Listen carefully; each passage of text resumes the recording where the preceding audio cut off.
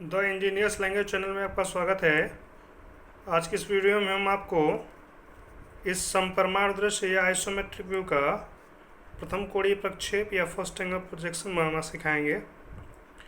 जैसा कि आप देख पा रहे होंगे कि इस ऑब्जेक्ट को दाहिनी दिशा की तरफ से देखा जा रहा है, अर्थात फ्रंट व्यू राइट साइड से लिया जा रहा है। तो आइए सबसे पहले देख लेते हैं इसके फ्रंट व्यू में कौन सी सतहें दिखाई देंगी।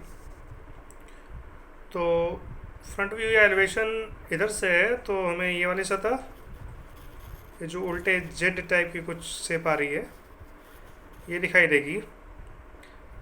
तथा बीच में ये पोर्शन थोड़ा कटा हुआ है जो कि फ्रंट व्यू में इधर से नहीं दिखाई देगा। तो इसके लिए हम इसके रेफरेंस में यहाँ पे हिडन लाइन यूज़ करेंगे। तथा ये स्लॉट भी यहाँ पे बीच में कटा हुआ है जो कि इधर से अगर हम फ्रंट व्यू में देखेंगे तो नहीं दिखाई देगा, तो इसकी वजह से यहाँ भी हिडन लाइन आएगा। तो फ्रंट व्यू में इतनी ही आकृति कुछ दिखाई देनी है या प्रदर्शित होनी है। अब इसके साइड व्यू की बात करें, साइड व्यू या पार्श्व दृश्य की, तो साइड व्यू इधर से लिया जाएगा। तो इसके साइड व्यू में ये वाली सतह, बीच की ये वाली सतह और ये सतह दिखाई देगी। तथा इसके पीछे ये बिल्कुल वर्टिकल सतह जो है ये वाली और ये दिखाई देगी। तथा ये जो प्रोजेक्टेड पोर्शन है बाहर के साइड में, ये साइड व्यू में इधर से अगर देखेंगे तो दिखेगा नहीं। तो इसके लिए हम इसके सीध में हिडन लाइन यूज़ करेंगे यहाँ पे और यहाँ पर। साइड व्यू हो जाने के बाद अभी आइए टॉप व्यू पे बात करें। तो टॉप व्यू या ऊपरी दृश्य में हमें ये ऊपर की ये वाली सरफेस और ये वाली सरफेस, फिर ये कुछ उल्टा सी टाइप का सरफेस दिखाई देगा। तथा ये जो प्रोजेक्टेड पोर्शन है बाहर के साइड में इधर वाला, तो इसकी ये वाली एज जो है ऊपर से टॉप व्यू में नहीं दिखाई देगी। तो इसके रेफरेंस में हम यहाँ पे हिडन लाइन यूज़ करेंगे दोनों साइड। इतना आइडिया हो जाने के बाद आइए इसके प्रोजेक्शन को बनाना शुरू करें। किसी भी ऑर्थोग्राफिक प्रोजेक्शन को बनाते समय हमको सबसे पहले इस संदर्भ रेखा एक्स वाई तथा इसके किसी बिंदु से एक ऊर्ध्वाधर रेखा खींच लेनी चाहिए। तत्पश्चात प्राप्त इस बिंदु से चारों दिशाओं में 10-10 एम दूरी पर पहले से खींची गई इन दोनों रेखाओं के समांतर रेखाएं खींच ली जाती हैं। चूँकि हमें इस ऑब्जेक्ट या आइसोमेट्रिक व्यू का प्रथम कोणीय प्रक्षेप बनाना है, तो सबसे पहले हमें इसके फ्रंट व्यू, साइड व्यू तथा टॉप व्यू की स्थितियाँ इन चारों हिस्सों में से ज्ञात करनी पड़ेगी और ये पता लगाना पड़ेगा इसमें से कौन सा एक हिस्सा खाली रह जाएगा जिसमें कि 45 डिग्री वाला रेखा खींचा जाएगा। तो जैसा कि आप सभी जानते होंगे कि फर्स्ट एंगल प्रोजेक्शन में या प्रथम कोणीय प्रक्षेप में इस एक्स वाई रेखा के ऊपर वर्टिकल प्लेन स्थित होता है तथा इस संदर्भ रेखा या एक्स वाई के नीचे हॉरिजॉन्टल प्लेन स्थित होता है। जैसा कि आप यह भी जानते होंगे कि इसी वर्टिकल प्लेन पे ऑब्जेक्ट का फ्रंट व्यू और इस हॉरिजॉन्टल प्लेन पर ऑब्जेक्ट का टॉप व्यू बनता है। तो इससे स्पष्ट हो जाता है कि फ्रंट व्यू को हम इस एक्स वाई के ऊपर बनाएंगे और इस ऑब्जेक्ट के टॉप व्यू या प्लान को इस एक्स वाई रेखा के नीचे बनाएंगे। आप लोगों को यह भी पता होगा कि प्रथम कोणीय प्रक्षेप में वस्तु या ऑब्जेक्ट का प्रक्षेप वस्तु की देखी गई दिशा के विपरीत दिशा में प्राप्त होता है। अर्थात अगर फ्रंट व्यू हम दाहिनी तरफ से ले रहे हैं तो इसका जो फ्रंट व्यू प्रक्षेप में हम बनाएंगे उसको बाईं ओर बनाएंगे, अर्थात इसकी बाईं ओर इधर बनाया जाएगा।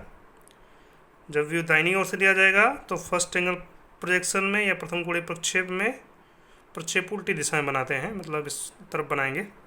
जब फ्रंट व्यू यहाँ बन जाएगा तो उसके साइड व्यू को इसके ठीक बगल में इधर बनाएंगे तथा टॉप व्यू को इसके ठीक नीचे यहाँ पर बनाया जाएगा। एलिवेशन, साइड व्यू और प्लान की स्थितियाँ ज्ञात हो जाने के बाद आइए इस आखिरी हिस्से में यहाँ से 45 डिग्री पे इंक्लाइंड एक रेखा को खींच लेते हैं। तो इसके लिए सबसे पहले हम सेट स्क्वायर को सेट कर लेंगे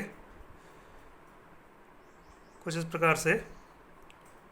फिर से स्लाइड करते हुए पीछे ले आएंगे। जैसा कि आप जानते होंगे कि ये एंगल 45 डिग्री का होता है, तो इसे हम इसके मध्य बिंदु पर लगा कर रखेंगे कुछ इस प्रकार, और यहाँ से 45 पे रेखा खींच ली जाएगी। इतना ज्ञात हो जाने के बाद आइए हम इसके देख लेते हैं कि इसके फ्रंट व्यू या एलिवेशन में कौन कौन सी डायमेंशंस दिखाई देंगी। तो इसके फ्रंट व्यू में हमें ये पूरी हाइट जो कि 30, 10, 40 मिलीमीटर की होगी वो दिखाई देगी, और यहाँ से लेकर के आखिरी सिरे तक यहाँ तक की लेंथ दिखाई देगी। तो इसकी बात करें तो ये 35 मिलीमीटर, फिर यहाँ से यहाँ तक 40 है, तो इसमें आप ये ध्यान दीजिए कि ये 10 मिलीमीटर इसी 35 मिलीमीटर में सन्निहित है, तो जो शेष डायमेंशन बचेगा वो 30 मिलीमीटर का बचेगा। तो कुल डायमेंशन जो आ जाएगी इसकी लंबाई वो 65 मिलीमीटर की आएगी। 35 ये, 30 ये, 65। तो इन दोनों डायमेंशंस को हम इन दोनों से 10 mm दूर प्राप्त इस बिंदु से मेज़र किया जाएगा। तो 65 मिलीमीटर को हम इधर प्रदर्शित करेंगे और ऊंचाई 40 मिलीमीटर को हम इधर प्रदर्शित करेंगे। इसके साइड व्यू या पार्श्व दृश्य में आने वाली डायमेंशंस पे बात करें तो ये पूरी 25, 10, 35 और 10 मिलीमीटर और कुल मिला के 45 मिलीमीटर की ये डायमेंशन आएगी, और ये पूरी हाइट दिखाई देगी। तो हाइट का रेफरेंस यहाँ से आ जाएगा, जो कि यहाँ से यहाँ तक मेज़र किया जाएगा, जो कि 40 मिलीमीटर का होगा, और 45 मिलीमीटर हम इधर प्रदर्शित करेंगे। टॉप व्यू की बात करें तो टॉप व्यू में ये पूरी लेंथ और ये पूरी चौड़ाई ये दिखाई देगी। तो लेंथ वाला रेफरेंस आपका इधर से मिल जाएगा, जो कि 65 मिलीमीटर का होगा। तो हम यहाँ से यहाँ तक 65 मिलीमीटर दिखाएंगे, और इस 45 मीटर को जब यहाँ प्रोजेक्शन ड्रॉप करेंगे और इधर ले जाएंगे प्रोजेक्शन, तो 45 मिलीमीटर हमको यहाँ पे प्रदर्शित होता हुआ दिखाई देगा। तो आइए इन डायमेंशंस को मेज़र करने के बाद डायमेंशंस के बराबर का बॉक्स कंप्लीट कर लें।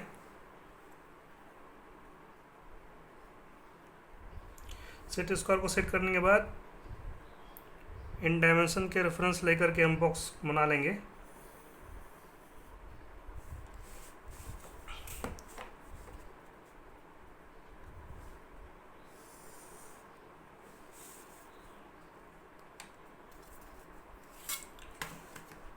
इधर की क्षैतिज रेखाओं को खींचने के लिए हम सेट स्क्वायर को सदैव इस प्रकार से सेट करते हैं।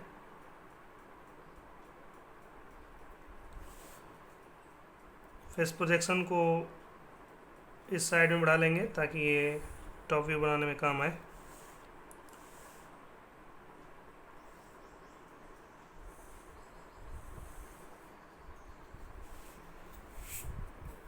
इन तीनों बॉक्स को कंप्लीट करने से हमें ये सुविधा मिल जाती है कि इसके ऑब्जेक्ट के प्रक्षेप में जो कुछ भी आकृति मिलेगी हमें इन्हीं बॉक्स के अंदर में प्राप्त होगी। किसी भी ऑर्थोग्राफिक प्रोजेक्शन को बनाते समय सबसे पहले हमें इसके फ्रंट व्यू, तत्पश्चात साइड व्यू और आखिरी में तत्पश्चात टॉप व्यू, आखिरी में साइड व्यू को बनाना चाहिए। तो आइए इसके फ्रंट व्यू या एलिवेशन को बनाते हैं। तो इस पर अगर आप ध्यान दें तो बिल्कुल राइट टॉप कॉर्नर यहाँ पर, जो कि यहाँ पर प्रदर्शित होगा, यहाँ से इधर की साइड में मतलब लेफ़्ट साइड रेखा 40 मिलीमीटर गई है, यहाँ से 40 मिलीमीटर, और यहाँ से डाउनवर्ड्स 10 मिलीमीटर रेखा आनी है। और बिल्कुल बॉटम कॉर्नर की बात करें तो बिल्कुल यहाँ से 10 मिलीमीटर ऊपर रेखा, और इधर से 35 मिलीमीटर रेखा, यहाँ से 35 मिलीमीटर रेखा गई हुई है। तो आइए इन रेखाओं को पहले खींच लें। सेट स्क्वायर को सेट करने के पश्चात आइए हम ड्राइंग को आगे बढ़ाएं। मैंने ये वाली लाइन खींच ली है यहाँ पे, जैसा आप देख पा रहे होंगे। फिर इस पॉइंट से इधर के डायरेक्शन में रेखा जानी है, पहले से खींची गई रेखा के समांतर में। तो ऐसे खींच लें हम, जो कि कुछ इस प्रकार से खींची जाएगी, और इसका रेफरेंस या प्रोजेक्शन इधर भी बढ़ा दिया जाएगा। यहाँ पे बात करें तो इस साइड के बाद पहले से खींची गई रेखा की समांतर रेखा राइट साइड में बढ़ानी है, तो यहाँ से रेखा इस साइड में बढ़ाई जाएगी। तो आइए इसको भी बढ़ा लें।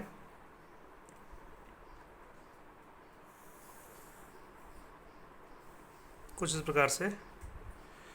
यहाँ से 40 मिलीमीटर दूर प्राप्त इस बिंदु से, यहाँ से 40 मिलीमीटर इस बिंदु से नीचे वह डाउनवर्ड्स रेखा आनी है, यहाँ से नीचे। तो उसको जब आगे बढ़ाएंगे तो यहीं आके मिलेगी कहीं ना कहीं, और बिल्कुल यहाँ से 35 मिलीमीटर दूर प्राप्त इस बिंदु से, जो कि यहाँ प्रदर्शित है, ऊर्ध्वाधर रेखा और ऊपर उठानी है, जो कि पहले से खींची गई रेखा पर आके मिलेगी। तो उसको आगे बढ़ाएंगे तो यहीं कहीं आके मिलेगी। सेट स्क्वायर को सेट करने के बाद हम इस बिंदु से ऊर्ध्वाधर ऊपर की दिशा में रेखा बढ़ा लेंगे कुछ इस प्रकार से, और इसका प्रोजेक्शन लाइन भी ड्रॉप कर लिया जाएगा इस साइड में, और इस बिंदु से डाउनवर्ड्स नीचे की तरफ रेखा आनी है।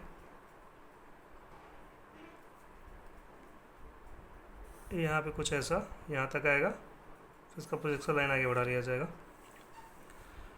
और यहाँ पे हम ध्यान दें तो यहाँ से 15 मिलीमीटर दूर ये वाला एज फ्रंट व्यू में नहीं दिखाई देगा, तो इसके रेफरेंस में हम यहाँ पे हिडन लाइन यूज़ करेंगे। तो मैंने यहाँ पे मार्क कर रखा है 15 मिलीमीटर दूर प्राप्त इस बिंदु को। यहाँ पे हम हिडन लाइन को खींच लेंगे इसी दौरान कुछ इस प्रकार से, जो कि 100 डैश के रूप में खींची जाती है, और इसी दौरान इसका रेफरेंस भी आगे बढ़ा लिया जाएगा। यहाँ पे ध्यान देने वाली बात और भी है कि ये स्लॉट यहाँ बीच में कटा हुआ है, तो इसके रेफरेंस में यहाँ हिडन लाइन यूज़ की जानी है इस वाले दूरी में। तो हिडन लाइन इसको खींच ले आइए।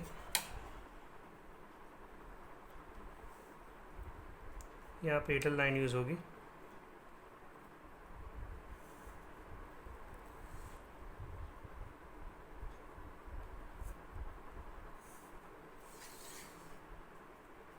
इस तरीके से इस आइसोमेट्रिक व्यू का फ्रंट व्यू या एलिवेशन बन के तैयार हुआ। आइए अब इसके टॉप व्यू पे ध्यान दें। तो यहाँ से अगर आप टॉप व्यू लेंगे तो ये पूरी कंप्लीट एज एक सीधी लाइन के रूप में, अंत की ये वाली एज एक सीधी लाइन के रूप में, जो पूरी लंबाई में यहाँ पे खींची जाएगी और ये यहाँ पे खींची जाएगी। और फिर यहाँ से 10 mm दूर, मतलब इस बिंदु से 10 mm दूर इसके पैरेलल लाइन खींची जानी है। ये जो फ्लैंज वाला हिस्सा है, ये वाला हिस्सा, इसकी लंबाई में यहाँ से लेकर के यहाँ तक खींचेंगे। और फिर बिल्कुल पीछे साइड में, मतलब यहाँ पे इस कॉर्नर से 10 mm दूर, यहाँ से 10 mm दूर इस एज के समांतर रेखा खींची जाएगी इस साइड में।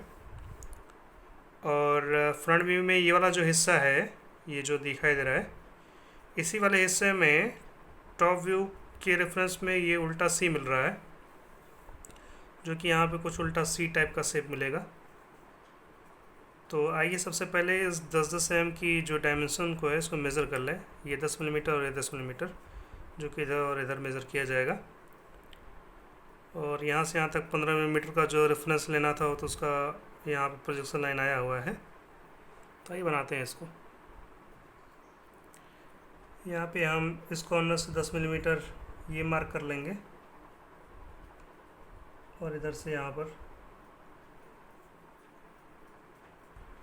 ऊपरी दृश्य या टॉप व्यू में मैंने ये वाला 40x10 का ये बॉक्स, ये 40 मिलीमीटर और ये 10 मिलीमीटर, क्योंकि 40 मिलीमीटर यहाँ से लेकर के यहाँ तक था, जो कि फ्रंट व्यू में मैंने बना रखा है।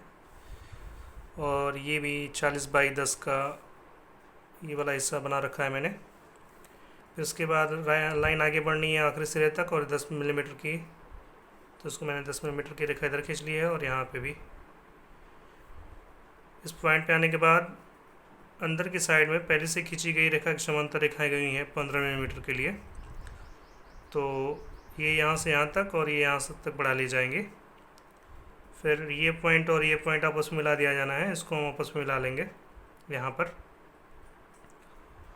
और फ्रंट व्यू में अगर जिसकी बात किया जाए, ये जो फ्लैंज बाहर प्रोजेक्टेड था, तो ये वाला कॉर्नर जो कि यहाँ प्रदर्शित है, टॉप व्यू में लेंगे तो ये कॉर्नर दिखाई नहीं देगा।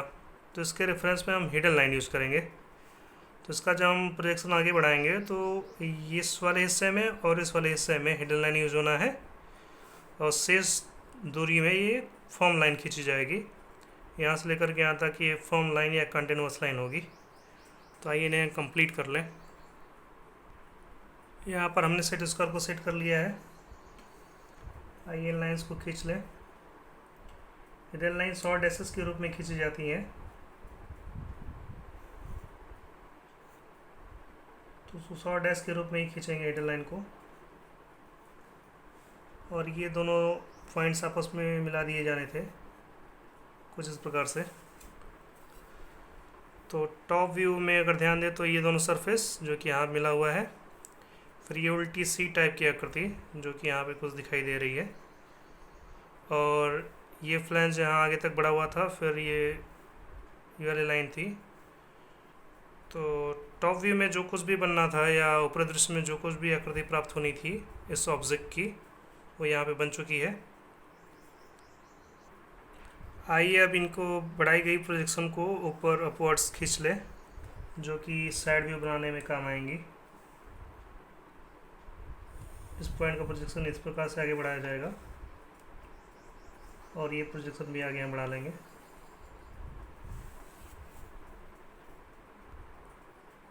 इसके पार्श्व दृश्य में अगर ध्यान दें तो पार्श्व दृश्य इधर से लिया जाएगा।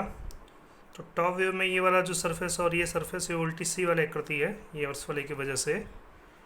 एक आयत ये, दूसरा आयत ये, इन दोनों एज की वजह से। तो इसका प्रोजेक्शन हम इधर ले जाएंगे और इसका प्रोजेक्शन इधर बढ़ेगा। तो 10x10 का एक आयत लेफ्ट साइड में और एक राइट साइड में, और शेष डायमेंशंस में ये वाली आयत दिखाई देगी बिल्कुल बेस में, बिल्कुल नीचे वाले सिरे में। तो बिल्कुल बेस यहाँ पे होगा। तो एक आयत यहाँ 10x10 का, दूसरा यहाँ, और शेष में एक आयत यहाँ पे मिलेगा। इसके सीध में ही ठीक इसके ऊपर यहाँ पे ये वाला सरफेस दिखाई देगा जो कि बिल्कुल राइट साइड में इधर होगा, और एक बिल्कुल लेफ़्ट साइड में, इधर के बिल्कुल लेफ़्ट साइड में यहाँ पे एक सरफेस यहाँ दिखाई देगा। ये दोनों सतहें दिखाई देंगी यहाँ और यहाँ पर। तो आइए इसको बनाते हैं। जब इसका आप प्रोजेक्शन लेंगे तो यहाँ पूरी हाइट पे लंबाई में ये लाइन आएगी, और इधर भी पूरी लंबाई में आएगी। फिर ये बिल्कुल सीधी लाइन, और ये इसके लिए एस के लिए बिल्कुल सीधी लाइन यहाँ पे मिल जाएगी। तो आइए बनाते हैं इसको। यहाँ पर हमने इसके बेस के प्रोजेक्शन को, जो कि 10x10 का है, 10x10 का है, फिर से इसमें ये वाला जो सरफेस था वो बन गया। फिर ये बिल्कुल राइट साइड में, बिल्कुल लेफ़्ट साइड में ये दोनों प्रोजेक्शन बन गए, जो कि बिल्कुल हाइट में ऊपर तक थे इस साइड में।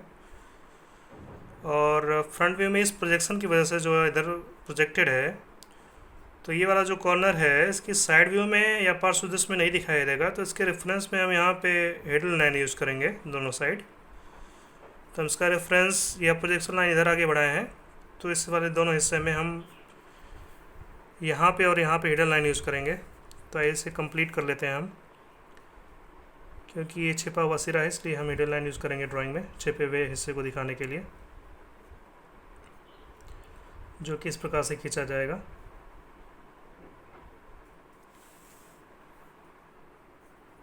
इस ऑब्जेक्ट का प्रोजेक्शन तैयार हो जाने के बाद या तीनों व्यू बन जाने के बाद आइए अब इसकी डायमेंशनिंग कर लें। इसमें हम डायमेंशनिंग में हमें लाइन सिस्टम को फॉलो करेंगे या संरेखी पद्धति को, जिसमें कि सभी डायमेंशन लाइन के ऊपर लिखे जाएंगे। तो आइए यहाँ से शुरुआत कर लेते हैं फ्रंट व्यू में। तो यहाँ से यहाँ तक ये 35 मिलीमीटर है, ये 40 मिलीमीटर है, ये ऊंचाई 30 मिलीमीटर की यहाँ है, और ये 10 मिलीमीटर था यहाँ पे। याद रखिएगा हम इसमें उन्हीं डायमेंशन को दिखाएंगे जो कि इस आइसोमेट्रिक व्यू में प्रदर्शित है।